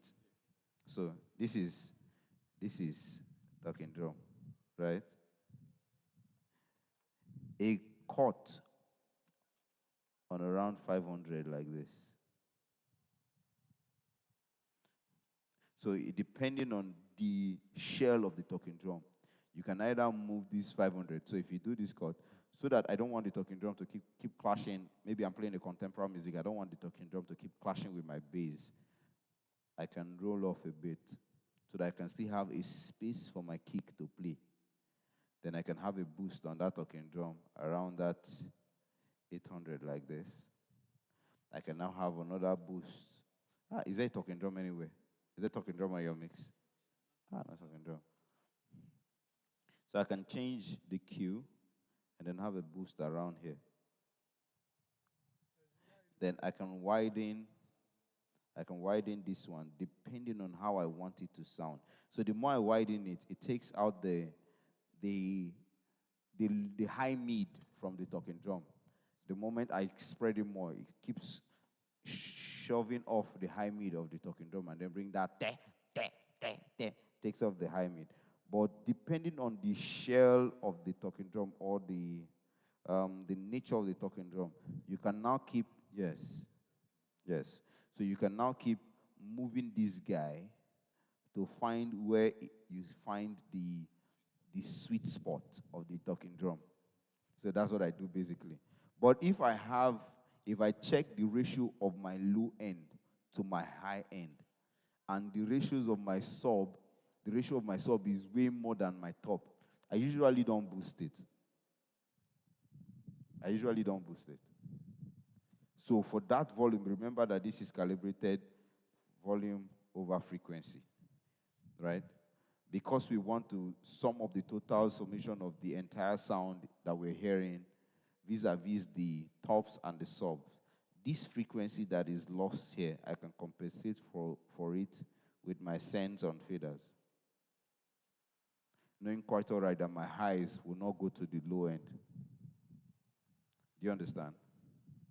So I can compensate for it in my low end, knowing quite all right that my highs will not go to my low end. I have shelved up everything that has to do with my highs.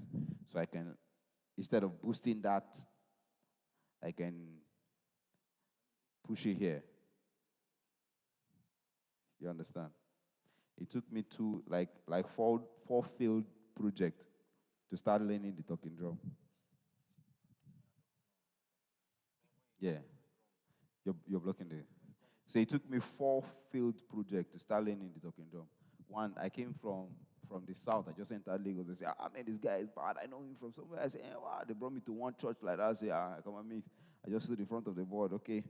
Okay, so what are we doing? I just saw the band coming in. Djembe, Yalu, talking drum. I say, is that the band? He say, yes. You know that kind of sweat?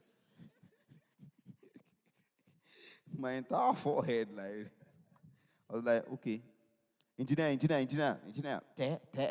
they call him like, and on the board, I don't even know what the guy means by te, and then give me low and give me. So in my head, see if you check, right, the normal sound, the natural sound of every of those elements, they don't have that low end. They don't.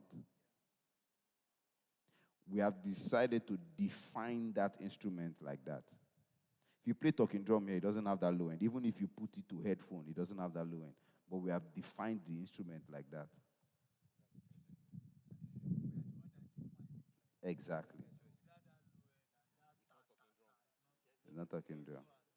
You'll be shocked that you go to another country where they are playing talking drum or where they don't want that. They just want it to be the henna. It's because of our.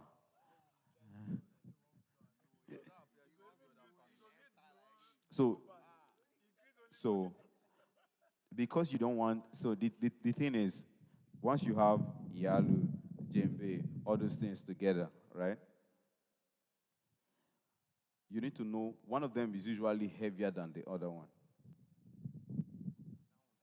That long one, that one is usually heavier. So the moment, Mm. Which one? There's one. I've seen one before in Intercontinental. Very big on the ground. So you need to know. So that sometimes it will save you the stress of mixing that instrument. You need to hear from who is playing it. So what do you want? In case the person does not understand, that's when it's now a problem for you. So if you're asking him, so what do you want me to do for you? What do you want? Okay, I want the low end. Is he okay? Is okay. Is he fine? It's fine. But the moment he's fine, you now need to find where that instrument will sit in the mix. Now you are dealing with an individual. The guy is okay. But now you need to find where that instrument will sit in the mix.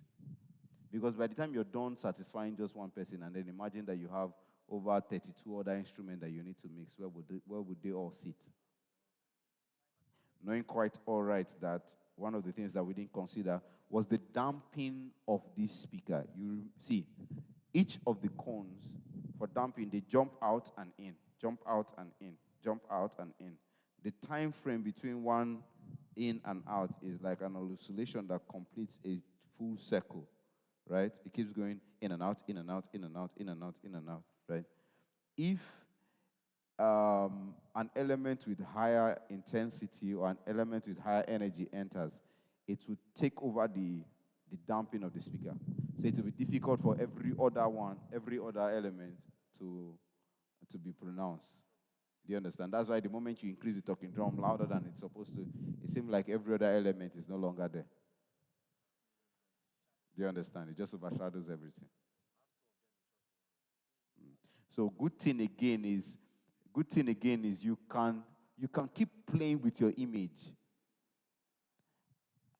As much as I have compressor on every element here, I also play with my image. That's the panning left, right, left, right like that continuously.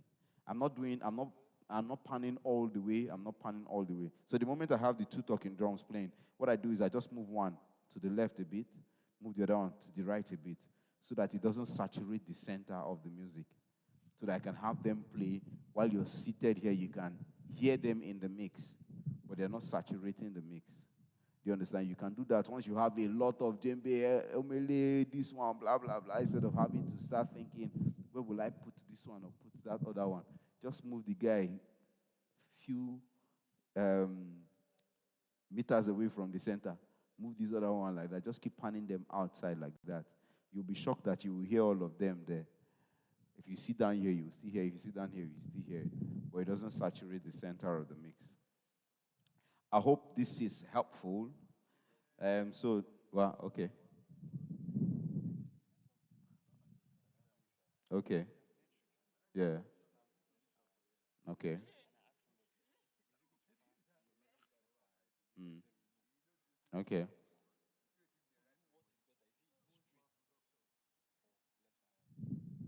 So one of the things you need to ask anytime you see something, you need to ask why. Why? So I can decide to pan my metrics left and right. The reason why I'm panning my metrics left and right is because of what I want to achieve.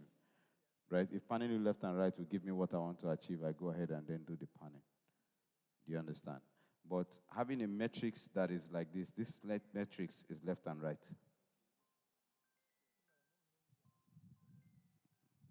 This matrix is left and right.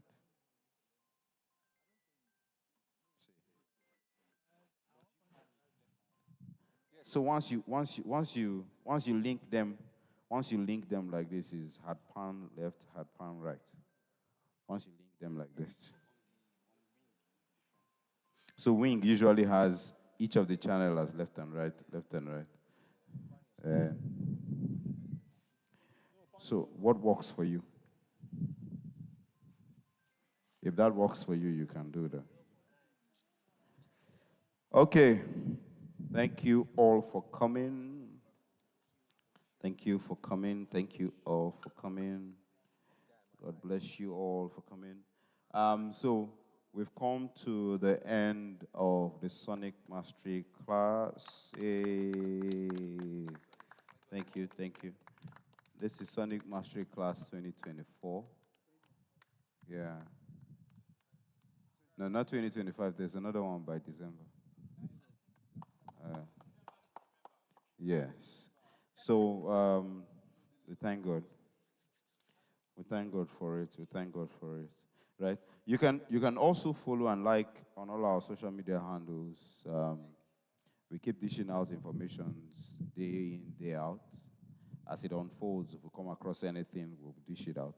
So next week we plan on doing a talk show that we want to bring in some of the veterans in the industry to discuss about the problems of the industry, the ills, the way to go, um, how we can collaborate,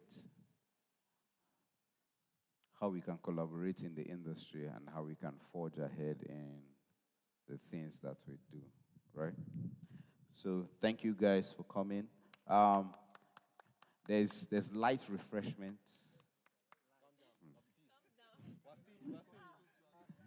There's light refreshment, yeah.